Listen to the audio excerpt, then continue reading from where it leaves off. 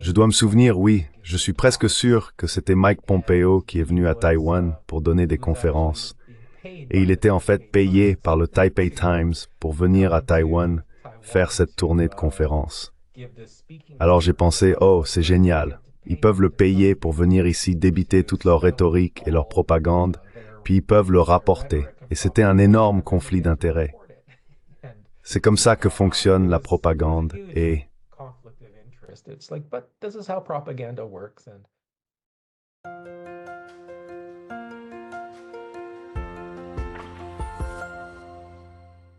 Hello everybody. This is Pascal from Neutrality Studies. Bonjour à tous, c'est Pascal de Neutrality Studies et aujourd'hui je parle avec Michael Rich, un collègue canadien qui vit à Taipei depuis 8 ans et qui enseigne actuellement l'anglais à l'université là-bas. Michael a travaillé au Taipei Times, le journal d'État de facto de la République de Chine, c'est-à-dire le gouvernement qui dirige les îles taïwanaises. Cet été, Michael a écrit un article remarquable et, à mon avis, bien équilibré sur l'interaction politique et sociale des deux gouvernements chinois de facto, celui de Taipei et celui de Pékin. Ce sujet a beaucoup de potentiel pour rendre beaucoup de gens assez en colère, même juste par le cadrage de cette petite introduction.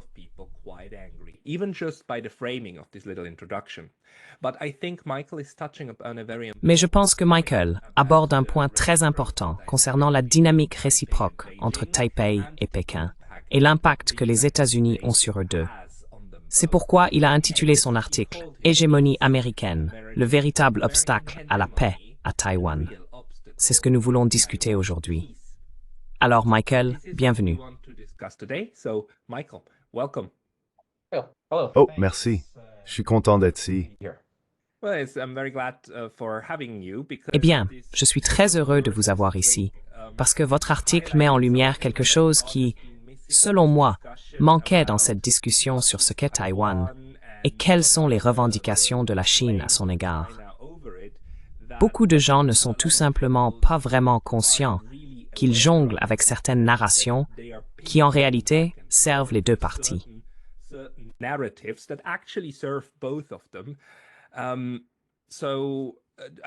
Et juste avant de commencer, je veux aussi dire encore une fois que cette conversation est entre deux hommes blancs, l'un d'Europe, l'autre d'Amérique du Nord, parlant de Taïwan. Aucun d'eux n'est ni taïwanais ni originaire de Chine continentale. Donc s'il vous plaît, prenez cette conversation avec le recul nécessaire. Mais Michael, pourriez-vous nous expliquer, d'après vos années passées à Taïwan, pourquoi vous pensez que Taipei et Pékin renforcent en fait les perceptions l'un de l'autre?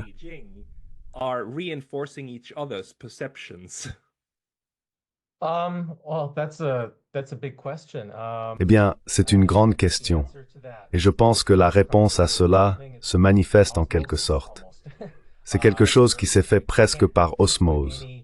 Je ne peux pas identifier de fait particulier.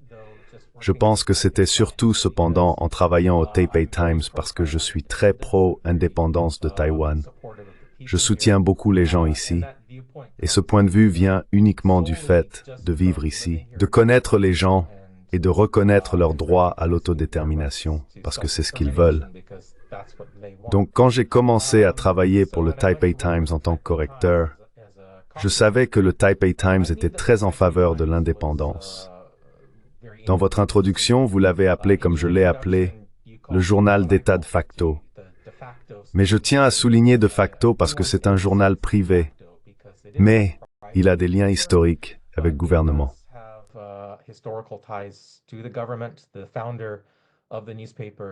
Le fondateur du journal travaillait comme conseiller présidentiel, tout en dirigeant le journal. J'ai eu du mal à découvrir qui possède réellement le journal maintenant, mais je pouvais le déduire de ce que j'entendais des rédacteurs et des histoires sur leurs réunions dans le bureau présidentiel. Qu'ils aient été convoqués au bureau présidentiel, je n'en suis pas trop sûr. Mais il semblait y avoir des liens évidents entre le journal et le gouvernement au pouvoir, favorables à l'indépendance. Donc quand j'ai commencé à y travailler, je me suis dit, eh bien, vous savez, je soutiens fortement l'indépendance taïwanaise.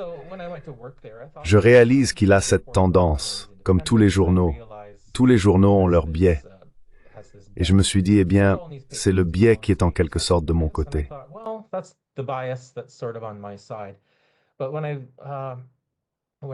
Mais quand j'ai vraiment dû lire tout leur contenu chaque jour, comme si j'étais pas juste un lecteur passif, j'étais, vous savez, en tant que correcteur, vous êtes juste bombardé par tous les messages chaque jour.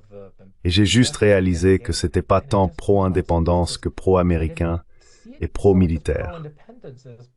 Je pourrais m'arrêter avant de dire pro-guerre, mais tout ce qu'ils imprimaient était très provocateur dans cette direction. Tout tournait autour des renforcements militaires, de la façon dont la Chine est hostile avec ceci et cela, et beaucoup d'exagérations sur la Chine. Et le truc, c'est que, vous savez, je voyais la perspective de Taïwan, mais je me disais, bon sang, doivent-ils vraiment exagérer à ce point? Doivent-ils vraiment?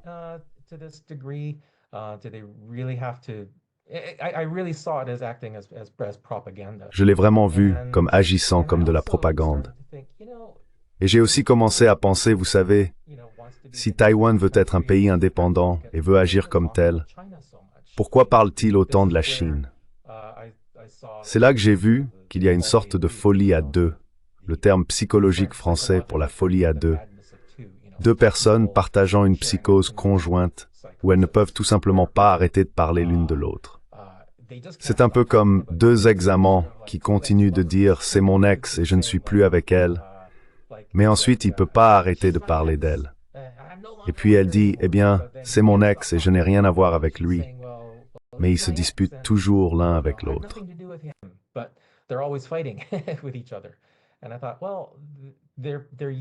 Et je me suis dit, eh bien, ils sont unifiés d'une certaine manière, ils sont unifiés dans leur psychologie les uns envers les autres.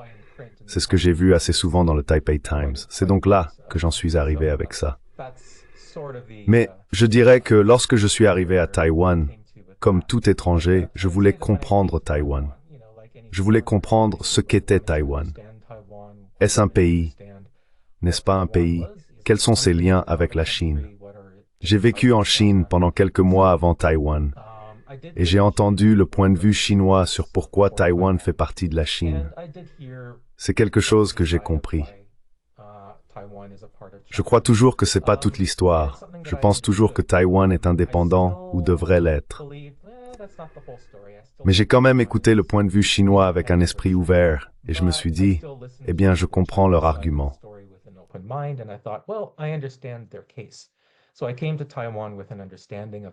Je suis donc venu à Taïwan avec cette compréhension, et je suis juste devenu frustré avec les Taïwanais, parce que je pensais que si vous voulez vraiment défendre votre indépendance, vous devez vraiment comprendre le point de vue de la Chine.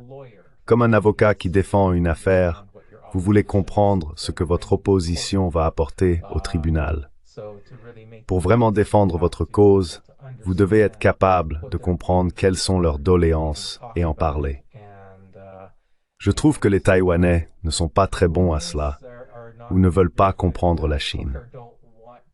Quand j'essaie de défendre le point de vue de la Chine, non pas pour être pro-Chine, mais pour dire en quelque sorte que c'est contre cela que nous devons argumenter, je suis perçu comme étant pro-Chine ou ayant adhéré à leur propagande. Donc, tout l'exercice devient très frustrant.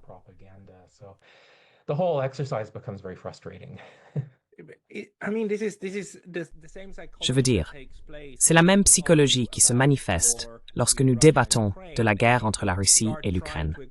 Si vous commencez à essayer d'expliquer quelle est la logique russe pour la guerre, alors il arrive très rapidement que le camp pro-ukrainien ou le camp pro-OTAN vous accuse d'être un apologiste russe, n'est-ce pas? C'est une incompréhension fondamentale entre expliquer et excuser. Mais je ne sais pas vraiment d'où cela vient. Au-delà de cela, si vous regardez maintenant le monde politique et comment il agit en ce moment, comme vous le soulignez dans votre article, le fait est que nous avons un gouvernement qui siège à Pékin et qui se nomme la République populaire de Chine. Et nous avons un gouvernement qui siège à Taipei et qui se nomme la République de Chine.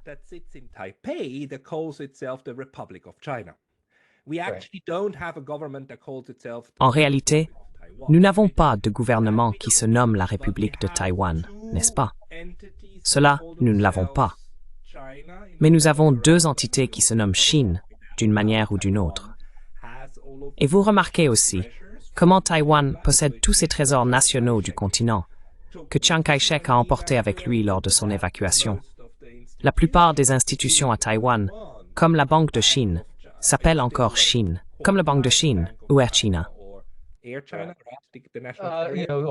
China Airlines. China Airlines, c'est ça? Donc je les confonds aussi. Air China vient de Chine et China Airlines vient de Taïwan, c'est bien ça? Airlines is from Taiwan, right? And so there is obviously a very Il y a donc évidemment un lien très étroit entre ces deux entités chinoises. Mais pour une raison quelconque, aucune d'elles n'aime le présenter ainsi. Le plus drôle, c'est que ni le continent, Pékin, ni Taipei n'aiment souligner actuellement, de facto, nous avons deux Chines. Pouvez-vous peut-être parler un peu de la façon dont les Chinois aiment présenter la situation et comment les Taïwanais préfèrent la présenter à la place? And how the Taiwanese like to portray the situation instead. Well, with the Chinese, they Eh bien, les Chinois, je pense que nous savons probablement tous, d'après leur propre propagande et leur propre rhétorique, considèrent que Taïwan devrait légitimement être contrôlé par la République populaire de Chine, par le PCC à Pékin. Eh bien, je pense qu'il y a trois positions sur Taïwan qui doivent être comprises. Beaucoup de gens pensent qu'il y en a deux. On pense qu'il y a le point de vue pro-Chine et le point de vue pro-Taïwan. Mais en réalité, il y en a trois. Et c'est aussi quelque chose que j'ai tiré de mes propres recherches et de discussions avec des amis. Mais beaucoup de Taïwanais ne voient pas non plus les trois points, et j'y reviendrai dans un instant. J'ai aussi écrit un article à ce sujet sur mon Substack. Le premier point de vue est celui de la Chine, selon lequel Pékin devrait gouverner Taïwan. Il y a le deuxième point de vue, qui est celui de la République de Chine. there's the second view, which is the Republic of China view. So when Chiang Kai-shek's forces came to Taiwan, Lorsque les forces de Chiang Kai-shek sont arrivées à Taïwan, elles se considéraient comme le gouvernement légitime de toute la Chine. Il y avait cette bataille entre le PCC et le KMT, ou le Parti nationaliste chinois. Désolé, il y a beaucoup d'histoires ici que je passe sous silence. Je sais que beaucoup de gens diront « Oh, mais vous n'avez pas mentionné cela ». Mais je veux juste faire bref. Le Parti nationaliste chinois est arrivé à Taïwan à la fin des années 40. Tout au long des années 40, 50, 60 et la majeure partie des années 70, le monde et Taïwan considéraient le gouvernement de Taipei comme le gouvernement légitime de toute la Chine, et que les communistes étaient illégitimes. Nous savons que Nixon a changé la reconnaissance dans les années 70, mais même après cette reconnaissance, Chiang Kai-shek disait encore « Eh bien, nous sommes la vraie Chine ». Chiang Kai-shek still said, well, you know, we are the real China.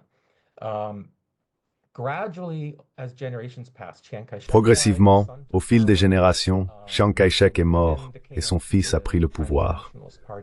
Au sein du KMT, le Parti nationaliste chinois, une opinion a commencé à émerger selon laquelle ils devaient se démocratiser et abandonner leur passé autoritaire, car le KMT avait commis de nombreuses atrocités contre le peuple taïwanais. Il y a eu des initiatives pour établir la vérité et la réconciliation concernant ces crimes et pour impliquer davantage les citoyens.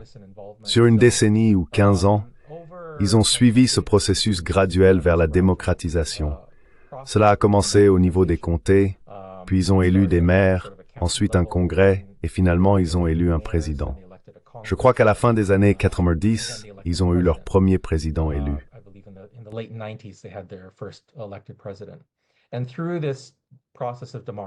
Et à travers ce processus de démocratisation, il y a eu un sentiment croissant que oui, Taïwan agit comme un pays. C'est un pays de facto. Ainsi, ces liens avec le continent, cette vision selon laquelle le gouvernement taïwanais était le gouvernement légitime de la Chine, ont commencé à s'estomper progressivement. Il n'y a pas eu de moment précis où Taïwan a changé, c'était juste un effacement très progressif. Aujourd'hui, la génération actuelle, j'ai vu des sondages, et bien que les sondages ne soient peut-être pas très fiables, Je le crois en me basant sur les personnes à qui j'ai parlé. Beaucoup de sondages disent que environ 95%, peut-être 90% des gens à Taïwan ne veulent pas rejoindre la Chine. Ils disent « Nous ne faisons pas partie de la Chine ». Même si la Chine se démocratise et devient un pays ami, nous avons simplement développé notre propre identité.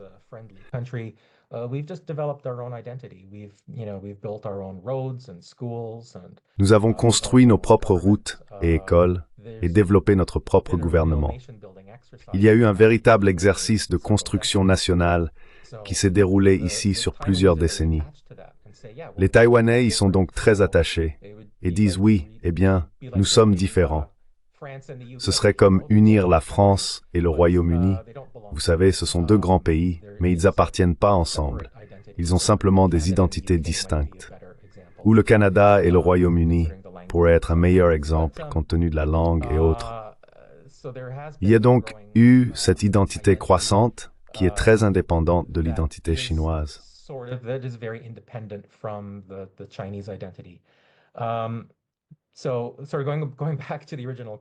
Donc, pour revenir à la question initiale, le premier point de vue est que les communistes devraient être les dirigeants légitimes de Taïwan, ce qui est le point de vue chinois. Il y a le point de vue de la République de Chine, selon lequel Taïwan fait partie de la Chine, mais que les communistes sont un gouvernement illégitime. Ce point de vue s'estompe, mais il y a encore des gens qui y adhèrent. Maintenant, le troisième point de vue est que la Chine n'était qu'un occupant de Taïwan. Taïwan a été occupé par les Néerlandais, par les Japonais et par les Chinois à différentes périodes. Donc le point de vue de l'indépendance est que nous avons beaucoup de peuples autochtones ici.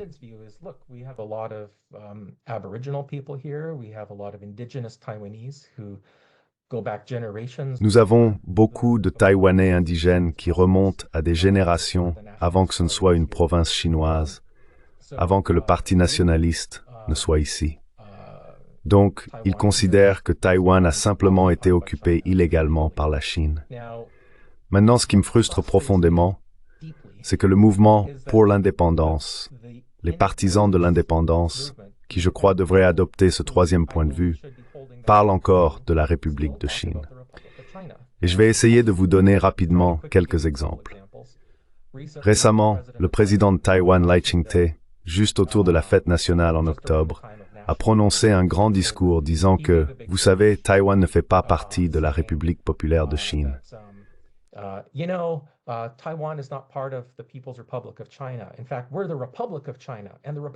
En fait, nous sommes la République de Chine. Et la République de Chine est plus ancienne que la République populaire de Chine. Par conséquent, nous sommes la véritable patrie de la Chine. Et je me dis, c'est le point de vue nationaliste. C'est le deuxième point de vue. Vous êtes le parti de l'indépendance. Vous n'êtes pas censé mentionner la République de Chine. Maintenant, des amis à moi ont expliqué les raisons pour lesquelles ils devaient le faire, mais je pensais qu'ils n'avaient pas besoin de le faire. Il aurait dû simplement prononcer un discours sur toutes les réalisations que Taïwan a accomplies au cours des dernières décennies, etc. Mais je me suis juste demandé pourquoi il mentionnait cela. Un autre exemple était que j'ai écrit un éditorial pour le Taipei Times. Donc, les rédacteurs en chef peuvent parfois écrire des éditoriaux.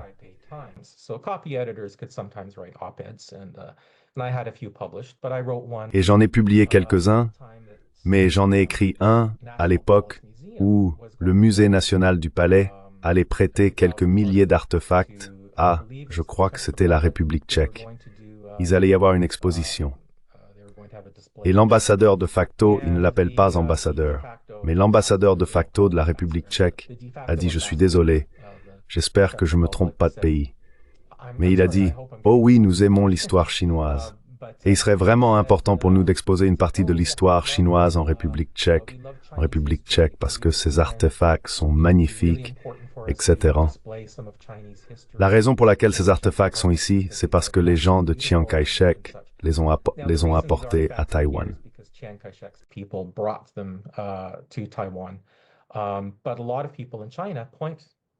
Mais beaucoup de gens en Chine pointent du doigt le musée national du Palais et disent « Eh bien, regardez, vous conservez environ 700 000 pièces de notre histoire et vous les exposez fièrement.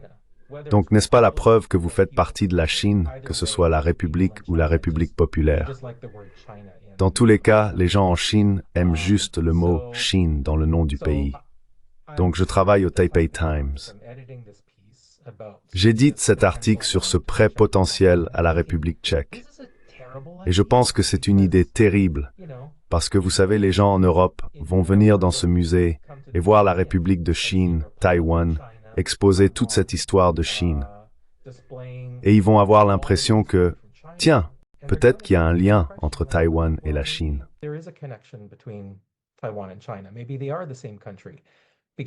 Peut-être qu'ils sont le même pays.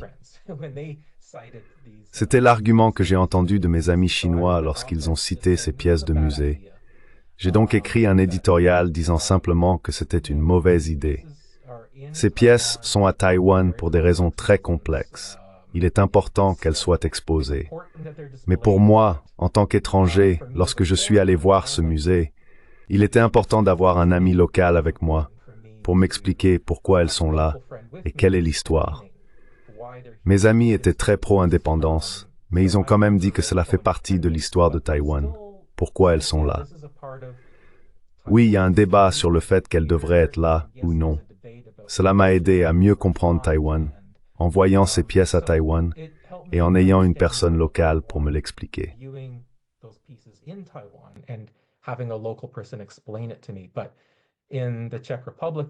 Mais en République tchèque ou en Europe, ils n'auront pas cette chance. Mais mon éditorial a été accueilli avec une certaine hostilité. On m'a dit, Michael, vous ne comprenez pas l'histoire de la République de Chine à Taïwan et vous démontrez votre ignorance. Et je me suis dit, eh bien, c'est un peu le but. Le but est que, oui, j'étais un peu ignorant à un moment donné. Peut-être que je le suis encore. Mais pensez à l'ignorance que ça va propager si nous exposons ces pièces ailleurs. Il y avait quelques autres articles que j'ai écrits dans le même esprit, où j'ai dit, vous savez, personnellement, je ne prends pas China Airlines parce qu'il y a le mot Shine dedans.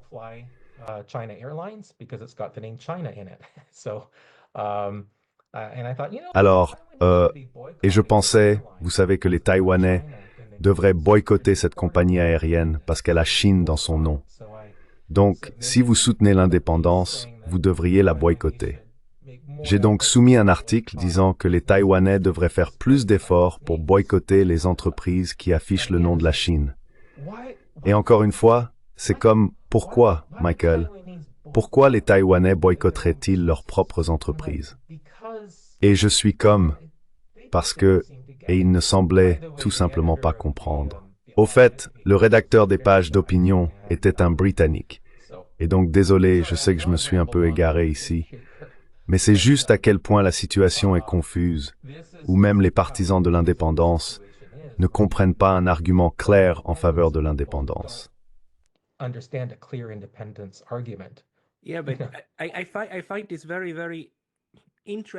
Oui, mais je trouve cela très, très intéressant.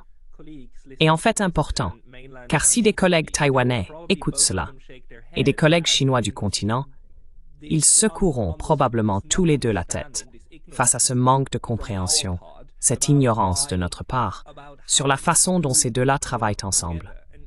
Je pense que cela fait partie de la complexité que nous devrions également essayer de faire comprendre aux gens aux États-Unis et en Europe.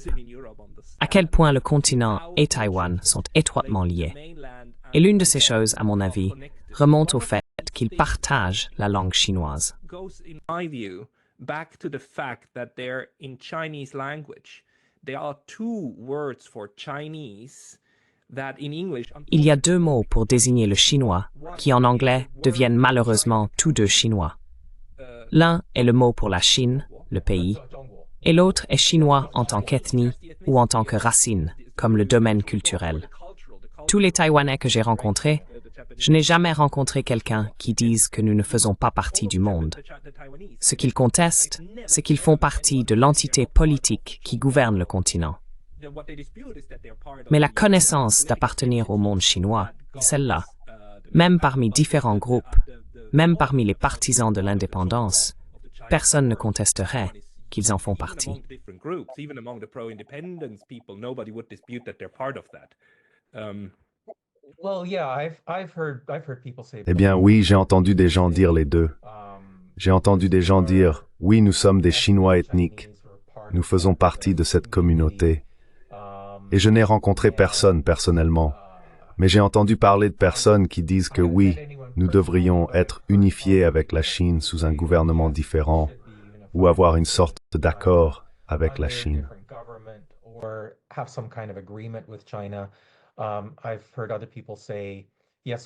J'ai entendu d'autres personnes dire, oui, nous partageons une ethnie, mais nous sommes des pays séparés de la même manière que le Canada et la Grande-Bretagne ont des similarités ethniques et des liens historiques, mais maintenant ils sont séparés.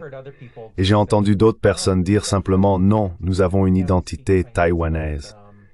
Oui, nous parlons chinois, mais vous savez, les gens à Singapour parlent anglais. Et cela ne fait pas de différence. Nous sommes complètement séparés culturellement et en termes de pays. Donc j'ai entendu toutes les variations de ce genre de choses. Mais je pense que ce que vous avez dit est important parce que je n'ai jamais entendu quelqu'un me le dire comme je viens de vous entendre le dire. Je n'ai entendu personne en Chine ou à Taïwan me le dire directement, mais plus j'ai eu de conversations, plus j'ai réalisé qu'il y a un concept différent. Ou du moins, je pense que ce que je comprends, c'est qu'il y a un concept différent de ce que signifie la Chine à Taïwan et en Chine continentale.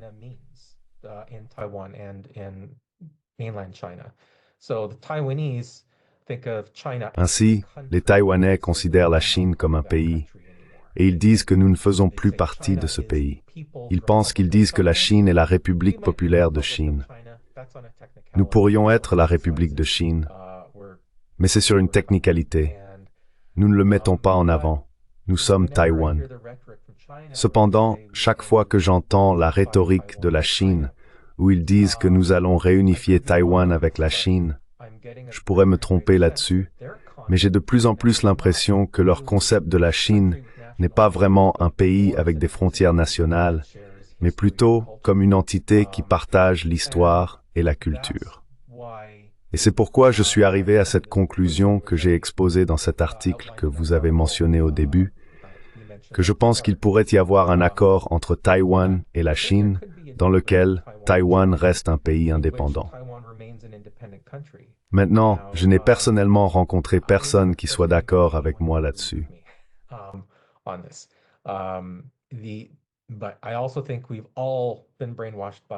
Mais je pense aussi que nous avons tous été endoctrinés par la propagande des deux côtés de cette question. Le message standard est que la Chine n'accepterait jamais Taïwan comme un pays indépendant. Elle veut simplement le prendre.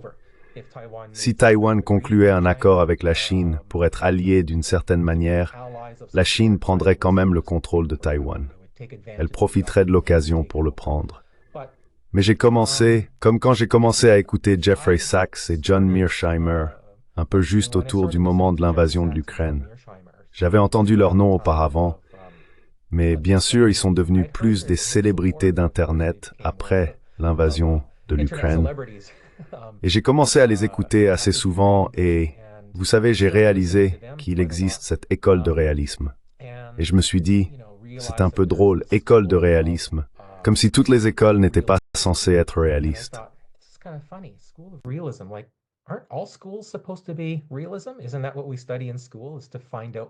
N'est-ce pas ce que nous étudions à l'école, pour découvrir ce qui est réel et différencier ce qui est réel de la propagande? Mais ensuite, on y réfléchit plus profondément.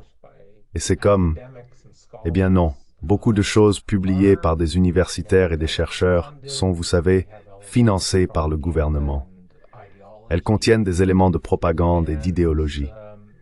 Et je suis sûr que si je n'étais jamais venu en Asie, si j'étais un universitaire au Canada, je conserverais beaucoup de mon propre conditionnement culturel sur le fait que le Canada est l'un des meilleurs pays du monde, et vous savez, meilleur que les États-Unis, et ainsi de suite. Nous sommes tous programmés de cette manière, et j'ai abandonné beaucoup de cela.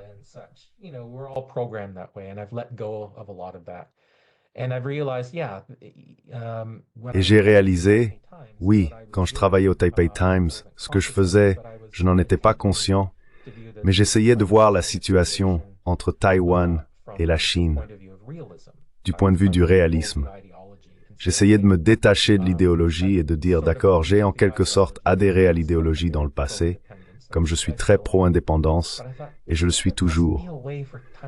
Mais je pensais qu'il devait y avoir un moyen pour Taïwan et la Chine de vivre ensemble, d'être deux pays sans hostilité. Il doit y avoir un moyen. Et donc je lisais tous ces éditoriaux qu'ils publiaient, et ils venaient de... Désolé, je vais juste passer à un autre écran. J'ai juste noté quelques noms. Donc dans le Taipei Times, certains des éditorialistes sont un gars nommé Miles Yu.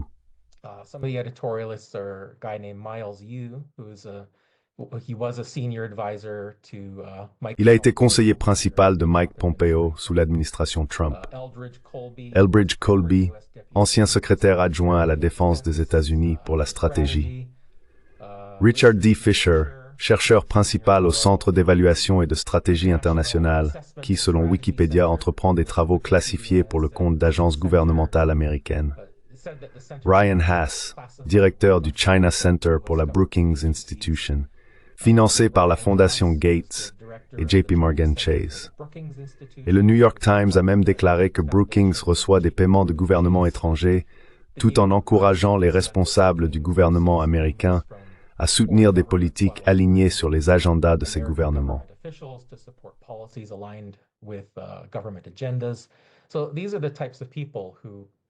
Alors ce sont le genre de personnes qui, vous savez, remplissent les pages d'opinion du Taipei Times, très pro-américaines, d'anciens responsables américains. Et ils disent tous, oui, le seul moyen pour Taïwan de battre la Chine est d'acheter plus d'armes américaines, de se réapprovisionner en armes américaines et de lutter contre l'agression chinoise. Et oui, la Chine a été... J'ai vu la Chine être agressive envers les Philippines et en mer de Chine méridionale, mais dans l'ensemble, j'ai dû y réfléchir. Je me suis dit, eh bien, vous savez, combien de pays la Chine a-t-elle envahi dans son histoire? Et oui, il y a eu une brève incursion au Vietnam pendant quelques mois. D'accord.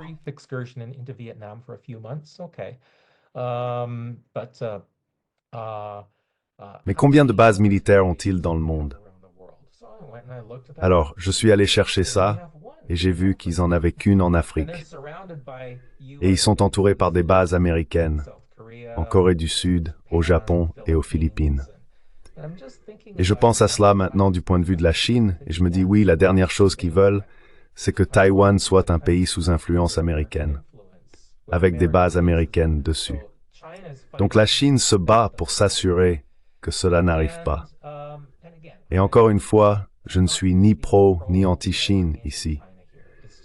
C'est juste que je pourrais faire beaucoup d'arguments contre la Chine, mais vous regardez cela de leur point de vue et vous pensez oui, c'est ce qu'ils ne veulent pas.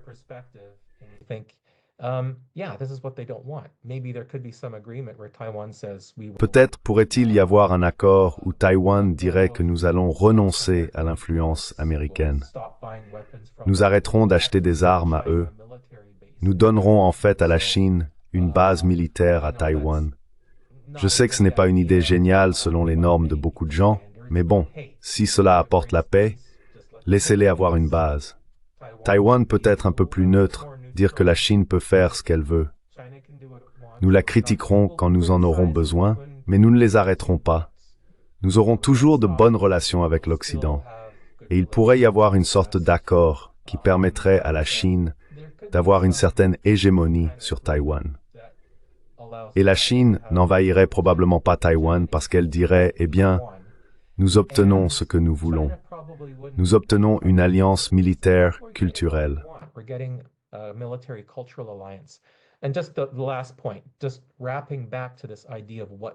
Et juste le dernier point. Revenant à cette idée de ce qu'est la Chine. La Chine pourrait voir cela comme une sorte d'unification.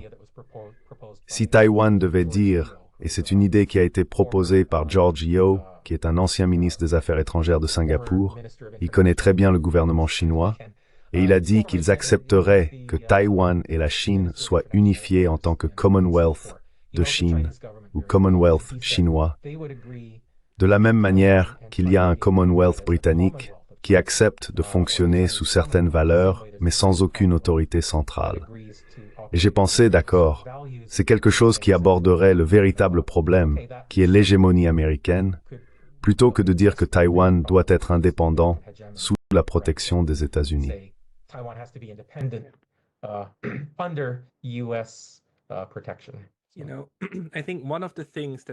Vous savez, je pense qu'une des choses très importantes à rappeler à nous-mêmes et aussi aux autres qui écoutent cela, c'est qu'actuellement, il n'y a pas de bombe qui tombe sur Taipei. Actuellement, il n'y a pas de tir. Actuellement, nous avons un gouvernement à Pékin qui revendique Taïwan. Nous avons un gouvernement à Taïwan qui dit, en gros, nous faisons notre propre truc comme bon nous semble. Et c'est actuellement le statu quo fonctionnel et opérationnel. Et la Chine continentale est le plus grand partenaire commercial de Taïwan, et les gens vont et viennent tout le temps. Donc en un sens, nous avons en ce moment un arrangement fonctionnel, en l'absence d'un cadre de traité global qui clarifierait la situation.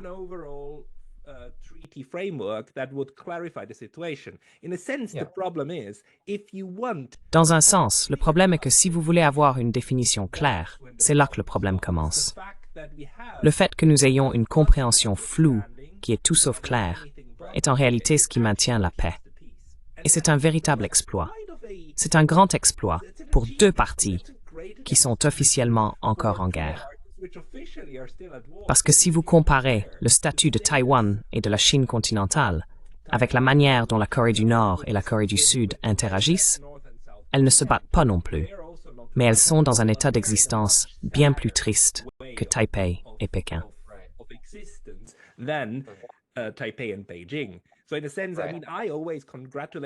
Donc en un sens, je félicite toujours les deux pour être capables d'avoir ces énormes différences sans s'entretuer, ce qui est un énorme accomplissement. Et la question pour moi est de savoir comment transmettre cela aux générations futures et espérer qu'avec le temps, vous savez, une convergence émerge plutôt qu'une divergence. C'est pourquoi je me demande si les commentaires du président Lai sur le fait que Taïwan est la République de Chine ne sont pas une sorte de branche d'olivier tendue à Pékin, disant « Regardez, nous n'essayons pas vraiment d'être la République de Taïwan. Nous sommes toujours fiers de faire partie du même Commonwealth indéfini de ce que signifie être chinois, sans le dire. »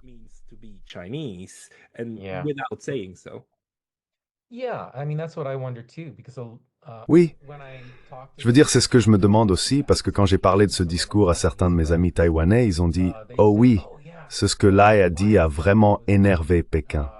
Ça les a vraiment mis en colère. » Et j'ai pensé, mais pourquoi? Parce que c'est l'argument qui a maintenu la paix. L'idée que, d'accord, vous pouvez vous appeler la République de Chine, nous serons la République populaire, et nous nous entendrons. Et c'est ce qui s'est passé sous le gouvernement nationaliste, avant que le gouvernement indépendantiste n'arrive. Donc je pensais que c'était en quelque sorte un retour au cadre pacifique. Donc je ne sais pas pourquoi ça contrarierait la Chine.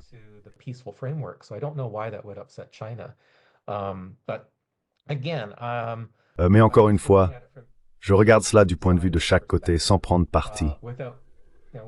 Je dirais simplement que si j'étais conseiller des forces indépendantistes, je dirais de ne pas mentionner la République de Chine. Ne la mentionnez tout simplement pas. Vous n'avez pas besoin de déclarer l'indépendance. Vous devez simplement parler de toutes les grandes réalisations de Taïwan et des raisons pour lesquelles les Taïwanais doivent être fiers, de son histoire autochtone, etc. Ne mentionnez même pas le mot Chine. Mais si j'étais conseiller du côté nationaliste, je dirais, oui, c'est un très bon point à souligner, que la République de Chine est plus ancienne que la République populaire. Oui, c'est excellent, c'est un excellent point à faire valoir. Mais j'ai l'impression que les deux côtés avancent de mauvais arguments.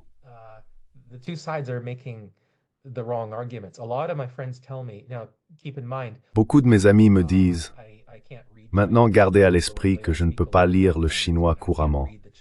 Je parle un peu chinois, mais je ne peux pas lire la presse chinoise.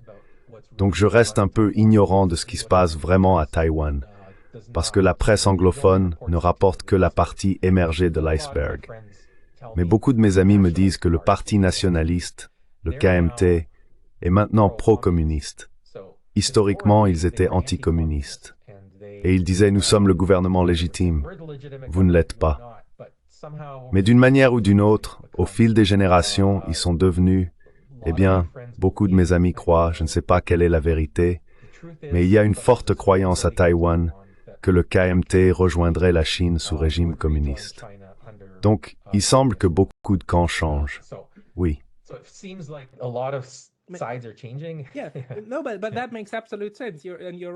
Non, mais cela a parfaitement du sens. Et tu as raison. Le KMT est actuellement le parti le plus pro-unification. Mais cela a totalement du sens, car le KMT est un parti nationaliste chinois. Ce n'est pas un parti nationaliste taïwanais. Ce sont eux qui ont combattu la guerre civile avec Mao Zedong. Je veux dire, Chiang Kai-shek était un nationaliste. Il s'est retiré. Oui, Chiang Kai-shek ne s'est jamais considéré comme non-chinois. Jamais. Il disait, j'ai tout cela. Et tu sais, peut-être que c'est ici que nous pouvons introduire quelques exemples historiques qui sont également très éclairants et qui se prolongent jusqu'à aujourd'hui. Tu sais, la République de Chine a encore, donc c'est Taïwan, n'est-ce pas? La République de Chine a encore un bureau des affaires mongoles, parce qu'ils n'ont en fait jamais renoncé aux revendications sur la Mongolie.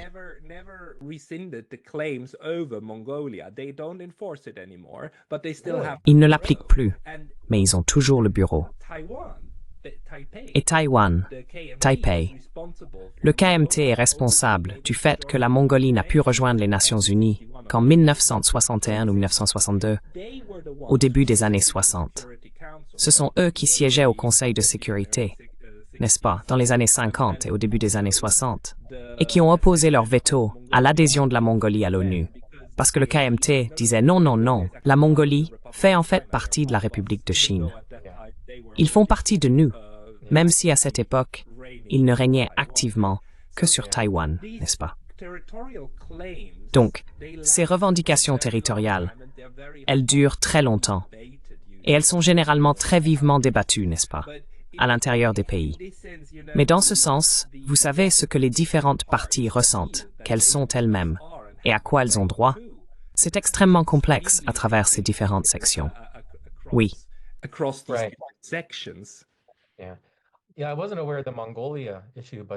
Oui, j'étais pas au courant du problème de la Mongolie, mais je sais que Taïwan revendique certaines îles aux Philippines. Donc Taïwan, la Chine et les Philippines se disputent tous ce petit groupe d'îles. Et cette île sur laquelle Taïwan a une base aérienne, ils l'ont simplement occupée. Les Philippines ont porté l'affaire devant un tribunal international, et le tribunal a dit, je pense qu'ils ont dit que c'est techniquement un rocher, pas une île. Donc cela n'appartient à personne et doit être partagé. Taïwan dit, eh bien, nous ne reconnaissons pas cette décision, donc nous n'allons pas nous y conformer. Nous allons simplement garder notre base ici et nous n'allons pas la partager. Et donc j'ai pensé, d'accord, eh bien c'est intéressant.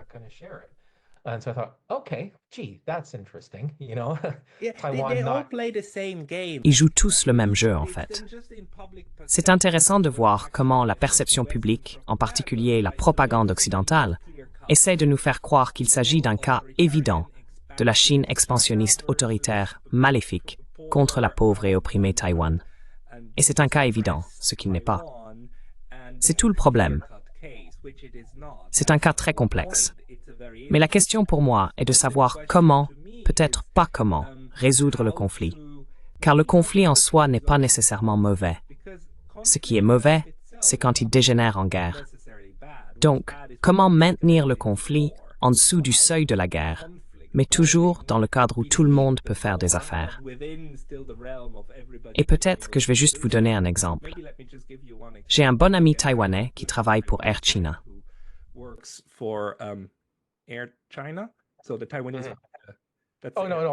Oh non, non. China Airlines. Désolé, China Airlines. China Airlines a une division cargo, et la division cargo avait 1 ou 2 avions qu'ils ont peints.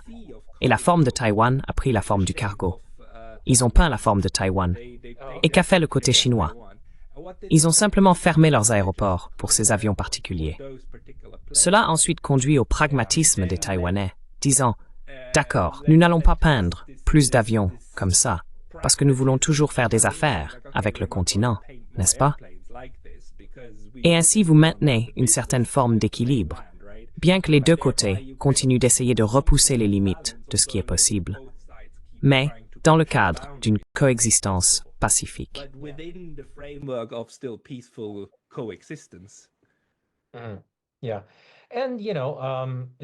Oui. Et vous savez, ça revient un peu à mon point sur le boycott de cette compagnie aérienne ou de ce type d'entreprise. C'est, vous savez, avec Taïwan peignant les mers comme Taïwan, c'était un peu provocateur. Mais à la fin de la journée, le public soutient cette compagnie aérienne, le public achète des billets pour cette compagnie aérienne, ils la prennent, ils la soutiennent, et donc ils soutiennent le nom de Chine qui est là. Et quand j'essaye de faire valoir dans la presse que c'est peut-être quelque chose à laquelle les Taïwanais peuvent penser, juste pour affirmer l'identité taïwanaise, nous savons que le gouvernement ne peut pas changer le nom de la compagnie aérienne, parce que s'il faisait cela, vous savez, cela nuirait à l'économie. La Chine couperait l'atterrissage de cette compagnie aérienne en Chine. Donc, ils gardent le nom.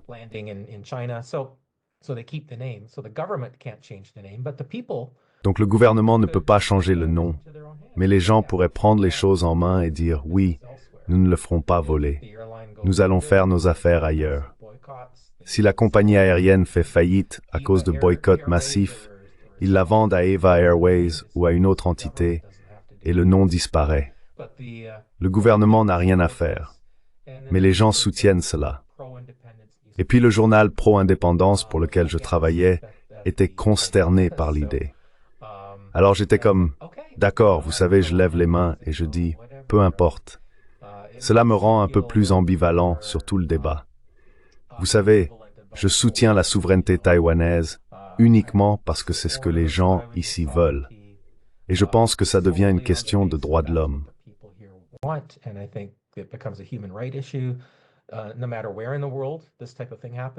Peu importe où dans le monde ce genre de choses se produit, si les habitants du Texas veulent former leur propre pays, ils devraient avoir le droit de le faire.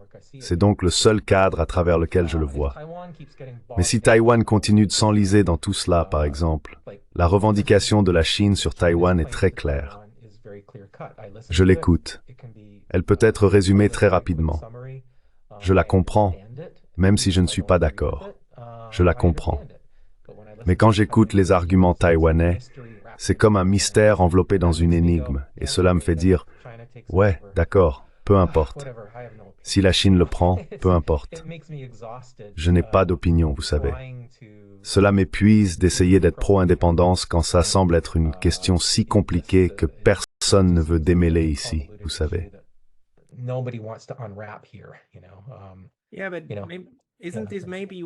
Oui, mais n'est-ce pas là où toute la situation fonctionne, dans des catégories différentes de celles auxquelles nous sommes habitués en Occident, et peut-être aussi pour nos amis chinois et taïwanais. Même des gens comme nous, qui ont vécu pendant des années en Asie, ont vécu à Taïwan, en Chine et au Japon, honnêtement, essaient de comprendre. Nous essayons honnêtement de comprendre, mais il est encore difficile pour nous de saisir, dans notre code mental et dans la langue anglaise, la complexité réelle de la façon dont ce conflit s'est déroulé au cours des 80 dernières années.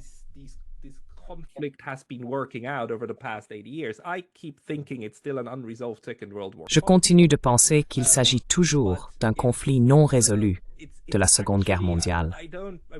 Mais en réalité, je ne blâmerai personne à Taïwan pour la difficulté à essayer d'exprimer les différents sentiments des divers groupes au sein de Taïwan envers l'autre significatif, qui est la Chine. Car cela ne se déroule pas de la manière que nous attendrions des mouvements d'indépendance ou des mouvements révolutionnaires, car c'est un cadre occidental de fonctionnement des relations.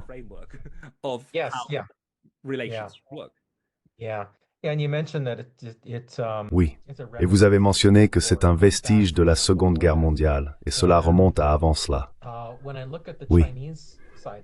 Et quand je regarde aussi le côté chinois de cette histoire, quand je remonte vraiment loin dans l'histoire, on regarde 1911, qui est l'année où la dynastie Qing est tombée. C'est à ce moment-là que le parti nationaliste, le KMT, est monté et a pris le pouvoir. Mais vers 1921, c'est lorsque le parti communiste s'est formé. La Chine est un pays immense, On peut imaginer qu'en 1911, il était probablement très difficile de l'unifier. Il y avait beaucoup de seigneurs de guerre différents, gouvernant différentes régions, et puis il y avait différents mouvements politiques et idéologies. Donc oui, le Parti nationaliste contrôlait la majeure partie de la Chine, mais ensuite il y avait les communistes qui se sont développés quelques années plus tard.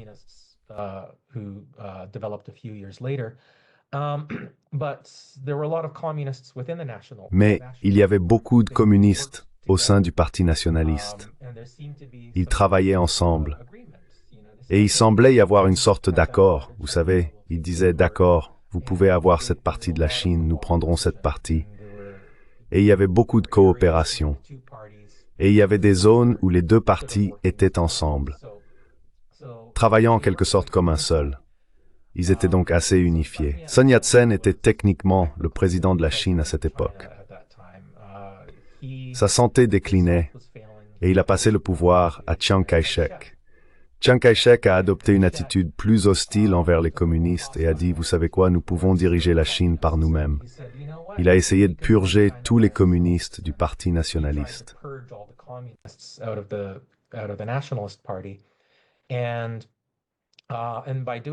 Et ce faisant, il a déclenché la guerre civile chinoise. Donc dans mon imagination, sans connaître l'histoire, et je pense que c'est probablement vrai pour la plupart des Occidentaux, vous savez, quand nous pensons à l'histoire chinoise, nous pensons « Oh oui, la Chine était un pays libre jusqu'à ce que les communistes arrivent et envahissent, n'est-ce pas ?» C'est juste une sorte d'impression. Ce n'est même pas un récit qui vient de quelque part. C'est juste à cause de notre programmation culturelle de toujours voir les communistes comme les méchants envahisseurs et tout ça, vous savez, en remontant à la guerre froide. J'avais une idée générale que c'est probablement ce qui s'était passé. Mais quand j'ai regardé l'histoire, j'ai pensé, oh, ils travaillaient ensemble.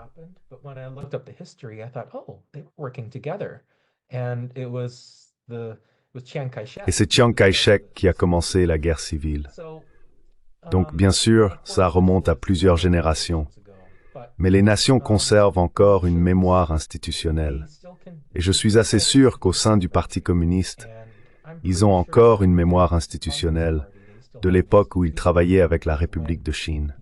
Ils travaillaient avec cette autre partie, et c'est cette autre partie qui a commencé la guerre.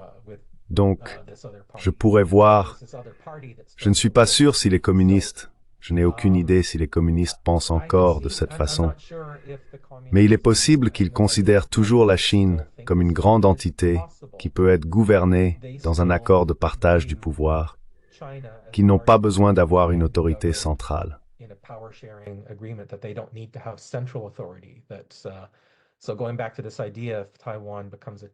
Donc, pour revenir à cette idée, si Taïwan devient un allié de la Chine, offre une coopération militaire, offre une coopération culturelle, peut-être même une coopération éducative où ils enseignent les histoires des deux côtés dans les écoles, alors la Chine n'aurait pas besoin d'envahir Taïwan si c'était un allié qui fournissait déjà la plupart de ce qu'elle voulait. Donc l'accès militaire et une sorte d'unification culturelle et historique, l'idée qu'ils sont un Commonwealth de la Chine. Et je pense que ça remonte aux années 1920 lorsque le KMT et le PCC coopéraient. Donc la Chine a probablement une sorte de mémoire de cela, alors que Taïwan l'a totalement oublié. Je dis cela à mes amis taïwanais et ils sont comme « Vraiment, tu es sûr? Non, ça doit être faux. »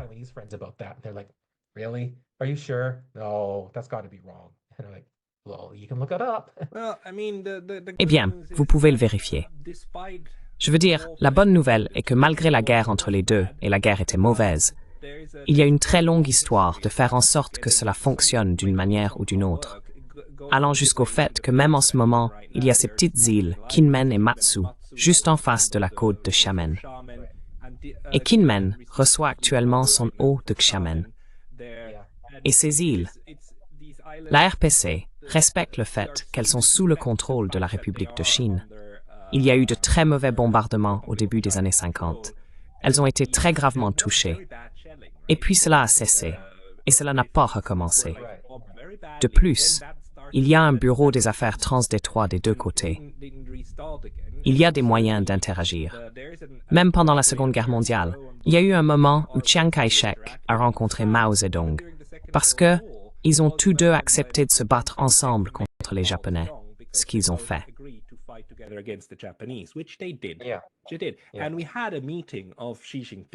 Et nous avons eu une rencontre entre Xi Jinping et Ma Ying-jeou en 2015 ou 2016 à Singapour. Et vous savez, c'était un grand pas pour Xi Jinping de se tenir à côté et de serrer la main du leader du KMT de Taïwan à l'époque. Car cela signifie que vous reconnaissez, n'est-ce pas, même sur une photo, vous reconnaissez quelqu'un que vous pouvez rencontrer, ce qui est un grand, grand pas. Tous deux ont montré leur volonté de faire des choses et de dire des choses dans l'esprit de ne pas aller à la guerre. Le problème que je vois, c'est que les États-Unis essayent par tous les moyens de subvertir ce lent processus de réconciliation et de s'assurer que Taïwan reste un possible phare pour mener une guerre. Et vous savez, la préparation pour transformer Taïwan en une autre Ukraine, pour moi, cette préparation vient des États-Unis, pas de la Chine.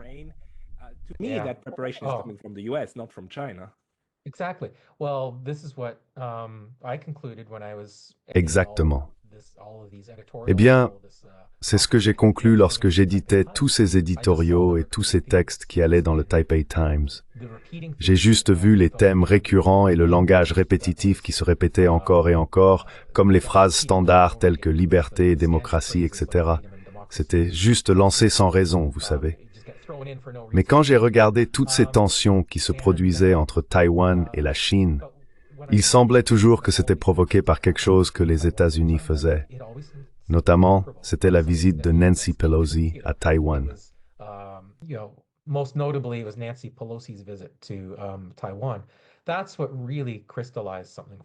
C'est ce qui a vraiment cristallisé quelque chose pour moi, parce que je pensais qu'il n'y avait aucune raison pour elle de visiter. Vous savez, elle s'est juste arrêtée pendant 19 heures. Elle n'était pas ici pour une journée complète. Il n'y avait pas d'accords commerciaux à signer. Il n'y avait rien d'important à discuter. Et vous savez, auparavant, j'aurais pensé, OK, si un responsable américain doit visiter Taïwan pour discuter d'une question importante, pour conclure un accord quelconque, je comprends cela. Mais elle est venue sans raison, sauf pour provoquer la Chine. Parce que lorsque j'en ai discuté avec des amis, ou lorsque j'ai vu la question apparaître dans le Taipei Times, si quelqu'un se demandait « Pourquoi vient-elle ici ?»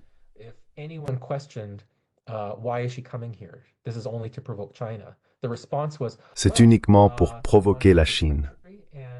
La réponse a été que Taïwan est un pays libre et que les dirigeants peuvent venir ici quand ils le souhaitent. C'était donc plus pour prouver qu'elle le pouvait. Mais bien sûr, la Chine a répondu en menant de nombreux exercices d'invasion autour de l'île. Mais même en dehors de cela, c'était comme tous les jours, tous les 2 jours, il y avait un article sur un accord d'armement ou sur la nécessité pour Taïwan de signer un accord d'armement ou sur le soutien de quelqu'un au Congrès américain à Taïwan sur cet accord d'armement. Et c'est juste comme « Oh, allez, vous savez, faites une pause ». Il y a d'autres nouvelles qui se passent aussi, vous savez. Mike Pompeo, en fait, désolé, je dois me souvenir.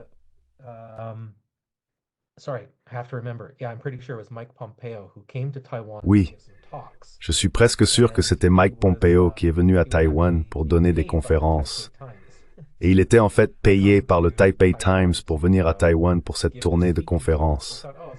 Alors je me suis dit, oh, c'est génial. Ils le payent pour venir ici, débiter toute leur rhétorique et propagande, puis ils peuvent la rapporter. Et c'était un énorme conflit d'intérêts. C'est comme, mais c'est ainsi que fonctionne la propagande. Désolé, j'ai un peu oublié le point que je voulais aborder ici. Mais en gros, c'est l'implication des États-Unis qui provoque toujours des tensions entre Taïwan et la Chine. Si vous les retirez de l'équation, ils semblent bien s'entendre. Il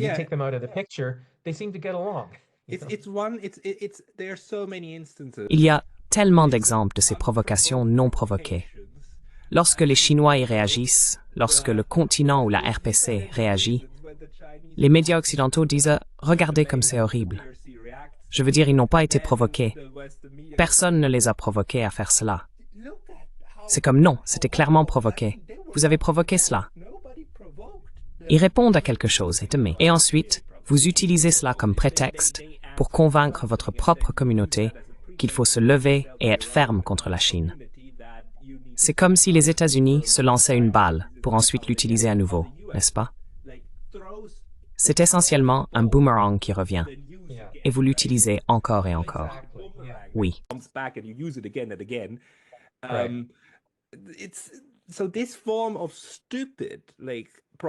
C'est cette forme de propagande stupide que je me demande comment nous pouvons démanteler un peu. C'est vraiment difficile, c'est vraiment dur parce que c'est si simple à faire. Eh bien, voici une autre chose qui m'a vraiment étonné. Pendant que j'éditais tout ça, je suis tombé sur cette phrase répétée, la ZIDA, qui est la zone d'identification de défense aérienne, donc la ZIDA de Taïwan.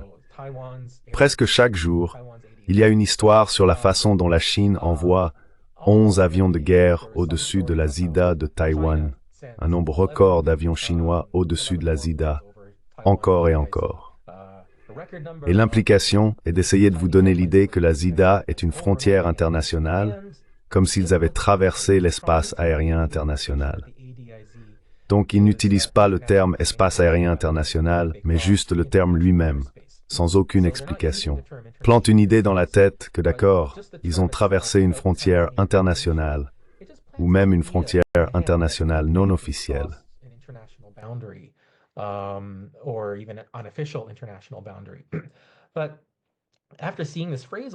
Mais après avoir vu cette phrase souvent, je me suis demandé, qu'est-ce que la ZIDA de toute façon?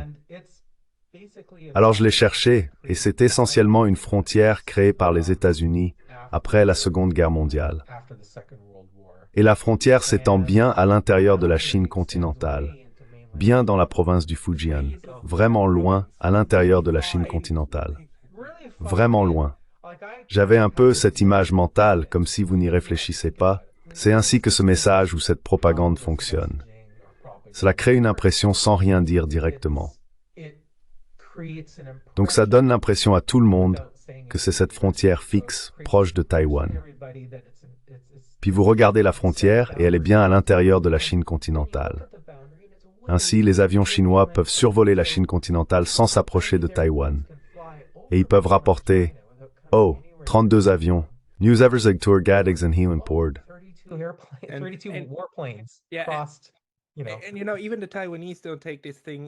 Et vous savez, même les Taïwanais ne prennent pas cela au sérieux. Du moins, pas la partie qui va en Chine continentale. Car sinon, il faudrait signaler beaucoup trop de choses. Et juste pour tout le monde qui écoute, une ADIZ est quelque chose que n'importe quel gouvernement dans le monde peut déclarer et dire. Sur cet espace aérien, j'exige que vous m'envoyiez des informations que vous êtes sur le point de le survoler ou que vous voulez le traverser, avec l'implication que cela impacte votre sécurité, n'est-ce pas? Et l'ADIZ de Taïwan est juste ridiculement grande.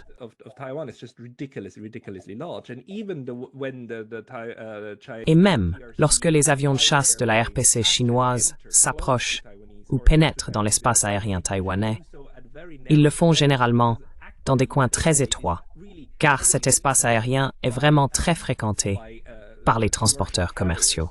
Donc, comme vous le dites, c'est un pur outil de propagande pour donner l'impression que la Chine traverse continuellement et illégalement l'espace aérien taïwanais, ce qui arrive parfois, mais pas autant qu'ils essaient de vous le faire croire. Oui.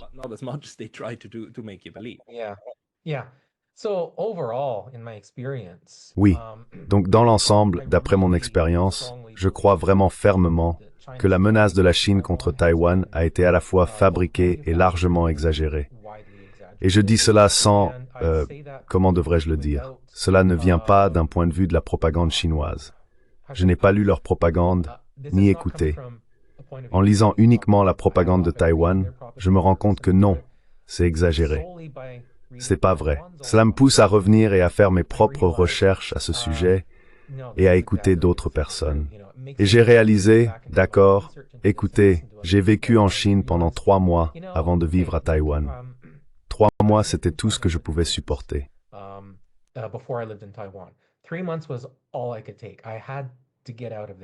Je devais partir de là. J'aimais beaucoup de choses en Chine. Je dirais que j'aime les gens, la culture. C'était un endroit infiniment intéressant. Mais c'est un peu comme ce vieux dicton. On l'appelle le proverbe chinois. Je ne sais même pas si c'est chinois. C'est peut-être juste une rumeur. Mais vous savez, puissiez-vous vivre à une époque intéressante, n'est-ce pas? Donc la Chine est un pays extrêmement intéressant. Mais en même temps, je ne me sentais pas complètement en sécurité là-bas. À Taïwan, c'est probablement l'endroit le plus, mes excuses à tout Taïwanais qui écoute, c'est probablement l'endroit le plus ennuyeux où je sois jamais allé. Mais c'est aussi l'un des endroits les plus sûrs où j'ai été, et c'est pourquoi je suis resté ici si longtemps.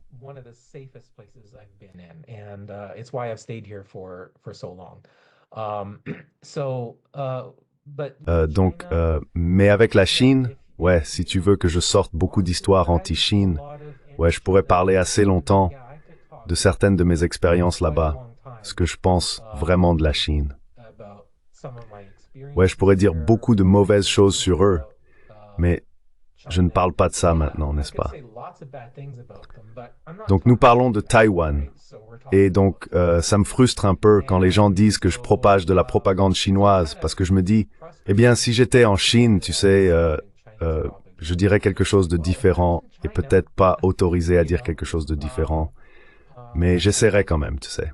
C'est Michael, espérons qu'à la fin de cette discussion et à la fin de genre tout le monde qui écoute ici. Michael, let's hope that at the end of this talk and at the end of like everybody listening here, people in the mainland of China and people in Taiwan are going to... Les gens en Chine continentale et les gens à Taïwan vont être également en colère contre nous. Parce que c'est généralement un bon signe de rendre tout le monde en colère. Et pas seulement un côté, ce qui n'améliore pas la situation. Mais quand même, tout le monde écoute. C'est le maximum que nous pouvons essayer. Nous essayons honnêtement de comprendre. C'est extrêmement complexe. Mais Michael Rich, si les gens veulent lire plus de vous, où devraient-ils aller? Devraient-ils aller vers Substack? Quel est votre... Where should they go? Should they go to your Substack? What's your... Oh yeah, I do have a Substack. I started writing. Oh oui, j'ai un Substack. J'ai commencé à écrire pendant la pandémie sur des questions liées à la pandémie. Avant cela, je n'étais jamais vraiment engagé politiquement ou culturellement.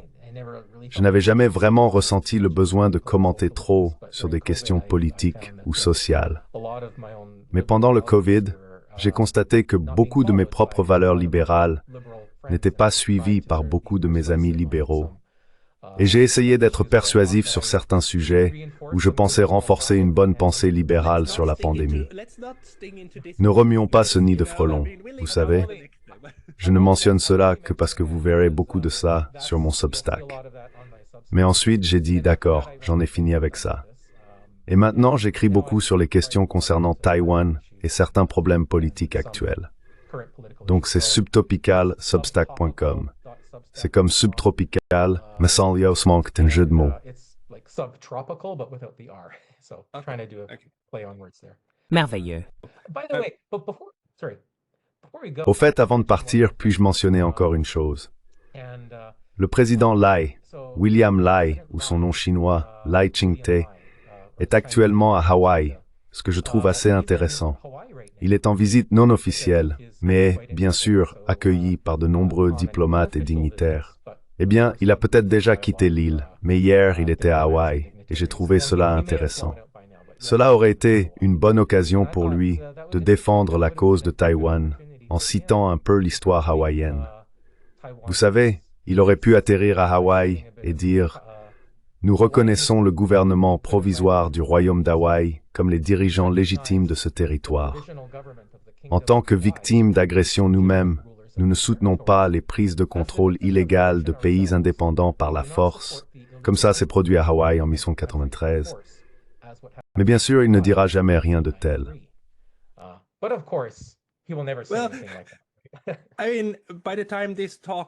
Je veux dire, d'ici à ce que cette discussion soit en ligne, je veux avoir l'autre en ligne avec Keanu Sai, qui est en fait l'une des personnes poussant pour la reconnaissance que le royaume d'Hawaï n'a jamais cessé d'exister. Mais encore une fois, si William Lai voulait vraiment couper les ponts avec les États-Unis, ce serait la voie à suivre. Oui, il fera jamais ça. D'accord. Tout le monde, cela va rester intéressant. Espérons que cela reste pacifique aussi. Michael Riches, merci beaucoup pour votre temps aujourd'hui. Merci beaucoup, Michael, je l'apprécie.